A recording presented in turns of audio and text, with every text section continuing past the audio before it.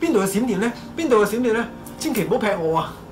如果大家對水晶有興趣，想知道更多相關嘅資訊，請記得訂閱我嘅頻道同埋撳鐘仔，咁就唔會錯過每一集精彩嘅內容。嗱，好多人問我 Peter Sir 究竟水晶呢個淨化同埋充電咧，仲有冇其他嘅偏方咧？係有嘅嗱，我同大家介紹。不過咧係有啲有危險性嘅喎，大家要留意啦。第一泥土掩埋法嗱，咁樣喎，泥土掩埋法咧要記住喎，唔係屋企嗰啲樓下嗰啲泥土喎，花園嗰啲喎，係要冇受污染嘅你要放喺裏邊3天。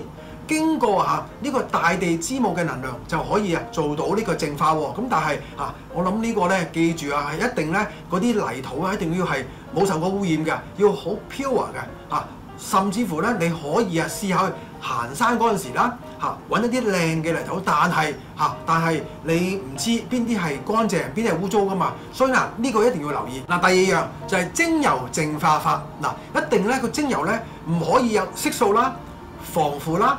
同埋香味嘅喎，要點樣咧？係要天然嘅唔可以有頭先我所講嗰幾樣嘢嘅咁樣如果你話唔天然嘅咧，就冇效嘅喎。好啦，第三咧就係雪櫃嘅冰格淨化法咯。雖然好簡單我放入去就搞掂，但係一定要留意你嗰個呢個冰格咧同埋呢個雪櫃咧，佢唔可以放過任何嘅食物喺裏邊。點解咧？佢會存留嗰啲氣味喺裏邊嘅喎。你同埋經常咁做咧亦都會受個冷縮熱脹，好危險嘅喎。除非呢個我有介紹過涅槃水晶，因為佢呢個係冰種嘅，佢可以承受到呢個能量，咁咧就冇問題。所以一定要大家要小心。好啦，第四咧就係點樣？係埋喺雪入邊喎。呢個香港邊度揾到雪咧？係嘛？咁所以咧有好多嘅限制咁咧除非加拿大啦或者係日本美國啦，咁仲有可能。OK， 第五咧就係雷電閃光法。呢個咧大家一定要留意喎，小心會搞出人命點講咧？你要放喺水晶放喺戶外啦，水晶當佢見到嗰個雷電嘅閃光嗰一剎那咧，原來就可以得到呢個淨化喎。咁你唔可能會擺喺出邊等個雷電閃光去做呢樣嘢噶嘛，所以咧亦都唔係好主張OK， 第六就係金字塔好似呢個咁樣金字塔淨化法。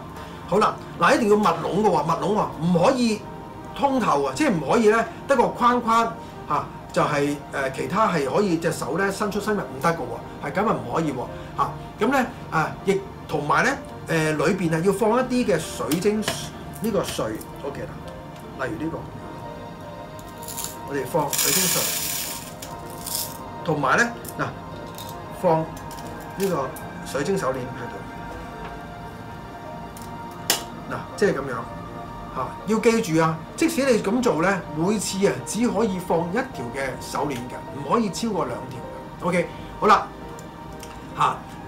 另外第7咧就係咧你可以存放喺一啲咧好強生命力嘅植物嘅旁邊要大葉嗰啲喎，好高大葉嗰啲喎同埋咧一定要注意要喺早上有陽光嘅時候。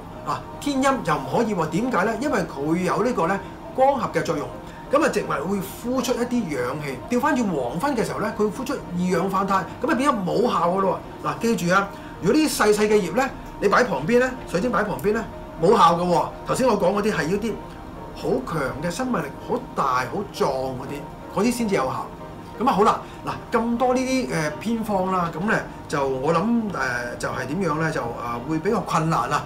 我覺得咧就係最基本嚟講咧OK， 水晶族啦或者係紫晶山啦，去呢個淨化咧叉電咧就最穩陣啦。因為點解咧？你好容易去買到啦，同埋比較方便嘅。好多朋友仔問我呢個聚寶盆 Peter Sir 點樣製作㗎？OK 嚟緊咧12月份我會有個班教大家嘅，咁有興趣嘅朋友咧請點擊查詢啦。